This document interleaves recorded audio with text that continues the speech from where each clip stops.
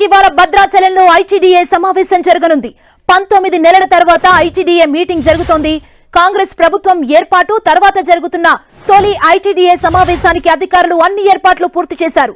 ఈ సమావేశానికి deputy CM Bhatti, మంత్రులు కోమటిరెడ్డి, తుమ్మల పాల్గొననున్నారు. వీరు ఇప్పటికే బేగంపేట ఎయిర్పోర్ట్ నుంచి హెలికాప్టర్లో భద్రాచలం బయలుదేరి వెళ్లారు. భద్రాచలంలోని సీతారామచంద్ర స్వామిని దర్శించుకున్న తర్వాత మంత్రులు ఐటీడీఏ మీటింగ్ కు హాజరు కానున్నారు. ఈ సమావేశంలో గిరిజనుల అభివృద్ధి, సంక్షేమానికి ప్రణాళికల రూపకల్పన, అమలుపై మంత్రులు సమీక్షించనున్నారు. గత ప్రభుత్వంలో మొక్కుబడిగా సమావేశాలు జరిగాయని గిరిజనులు ఆరోపిస్తున్నారు. 3 నెలలకొకసారి జరగాల్సిన ఐటీడీఏ సమావేశాలను గత ప్రభుత్వం కనీసం సంవత్సరానికి ఒక్కసారి కూడా నిర్వహించలేదని ఆరోపణలు చేస్తున్నారు.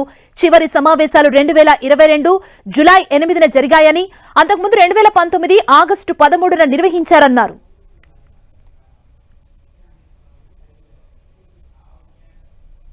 ఈ రోజు జరిగే ఐటీడీఏ సమావేశానికి సంబంధించి మరింత సమాచారం మా ప్రతినిధి సైదులు అందిస్తారు.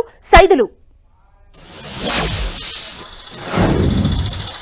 ఎట్టకేలకు ఐటీడీఏ పాలక మండలి సమావేశం మరికొద్దిసేపట్లో ప్రారంభం కానుంది. ఇప్పటికే బేగంపేట ఎయిర్పోర్ట్ నుంచి నేరుగా డిప్యూటీ సీఎం మల్లు భట్టి విక్రమార్కతో పాటు జిల్లా ఇన్ఛార్జి మంత్రి కోమటిరెడ్డి వెంకటరెడ్డి, తుమ్మల నాగేశ్వరరావు ముగ్గురు కూడా బయలుదేరి వచ్చారు. ఇప్పటికే నేరుగా సీతారామచంద్ర స్వామిని దర్శనం చేసుకున్న తర్వాత పాలక మండలి సమావేశంలో పాల్గొంటున్నారు. మొత్తం మనం చూడవచ్చు విజువల్స్ లో పాలక మండలి దాదాపుగా ప్రతి 3 నెలలకు ఒకసారి జరగాల్సినటువంటి ఐటీడీఏ సమావేశం దాదాపుగా ఏడాదికి ఒకసారి కూడా నిర్వహించలేదు. దాదాపు 19 నెలల తర్వాత కాంగ్రెస్ ప్రభుత్వం అధికారంలోకి వచ్చిన తర్వాత తొలిసారి సమావేశాన్ని ఏర్పాటు చేశారు. మనం చూడొచ్చు విజువల్స్ లో తొలిసారిగా జరుగుతున్నటువంటి ఈ పాలక మండలి సమావేశానికి సంబంధించి పెద్ద ఎత్తున కూడా పోలీసులు భారీ బందోబస్తును కూడా ఏర్పాటు చేస్తారు. ప్రధానంగా ఏజెన్సీ ప్రాంతం కూడా పెద్ద ఎత్తు మొత్తంగా ఎప్పటికీ ఏజెన్సీ ప్రాంతంలో అనేక సమస్యలు తలెత్తున్న పరిస్థితి అయితే కనిపిస్తున్నాయి. ఎందుకంటే కరాపునే గోదావరి ఉన్నప్పటికీ ఏజెన్సీలో గోదావరి మొత్తం పొంగి పొర్లుతున్న పరిస్థితి అయితే ఉంటుంది. వర్షాకాలంలో ఆ ప్రాంతంలో ప్రజలు తీవ్ర ఇబ్బందులు పడటం పాటు ముప్పు ప్రాంతాల ప్రజలు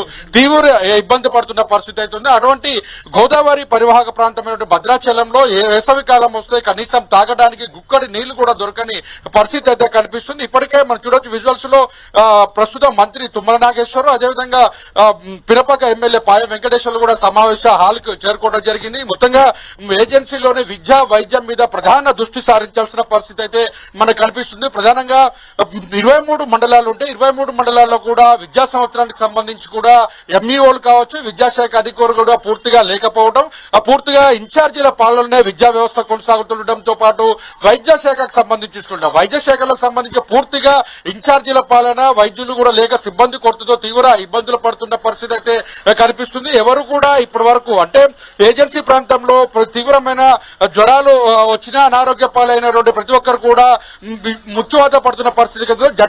జట్టి ద్వారా కూడా వారందరూ కూడా తరలిస్తున్న పరిస్థితి అయితే కనిపిస్తుంది. ప్రధానంగా ఏజెన్సీ ప్రాంతంలో రహదారుల సౌకర్యం లేకపోవడంతో, రహదారులకు సంబంధించినటువంటి అటవీ శాఖ అనుమతులు ఇవ్వకపోవడంతో, అటవీ శాఖకు గతంలో మంజూరైనటువంటి ప్రధాన రహదారులు కావచ్చు, మండల కేంద్రాలకు సంబంధించినటువంటి లింక్ రోడ్లు కావచ్చు, ఏ రోడ్డు కూడా సంబంధించినటువంటి పనులు కూడా పూర్తి స్థాయిలో కూడా పూర్తి కాలేదు. దీంతో మొత్తం ఆ పనులను కూడా అంతర్గత రహదారులు, రోడ్లకు, మండల కేంద్రాలకు సంబంధించి, జిల్లా కేంద్రాలకు సంబంధించినటువంటి పక్కనే ఉన్న ఛత్తీస్గఢ్ సంబంధించినటువంటి రహదారులు కూడా పూర్తి స్థాయిలో కూడా నిలిచిపోయినారని, బ్రిడ్జులు దాదాపు 12 బ్రిడ్జులు గత పాలకవర్గ సమావేశంలో మొత్తం నిర్ణయం తీసుకున్నారు. నిధులు కూడా మంజూరు చేసినప్పటికీ 12 బ్రిడ్జులను కూడా పూర్తి చేయని పరిస్థితి అయితే కనిపిస్తుంది. అదేవిధంగా పూర్తి స్థాయిలో కూడా అంటే విద్యా వైద్యంతో పాటు ప్రధానంగా 40% పోడు హక్కులకు సంబంధించి గిరిజనులు సాగు చేసుకుంటున్న పోడు భూములకు సంబంధించిన పట్టాలు ఇప్పటి వరకు 40% కూడా మంజూరు అంటే ఇవ్వకపోవడంతో ఇంకా పోడు సాగుదారులు పట్టాల కోసం ఎదురు చూస్తున్న పరిస్థితి అయితే కనిపిస్తుంది. ప్రభుత్వం ఇప్పటివరకైనా ప్రభుత్వం